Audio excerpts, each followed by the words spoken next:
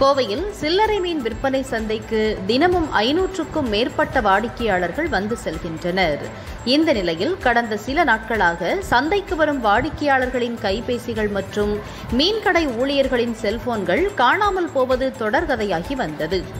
இந்த சூழலில் உக்கடம் மீன் சந்தையில் மீன் வாங்க வந்த வாடிக்கையாளர் ஒருவரிடம் சிறுவன் லாவகமாக செல்போன் திருடும் சிசிடிவி காட்சிகள் வெளியாகி பரபரப்பை ஏற்படுத்தியுள்ளது.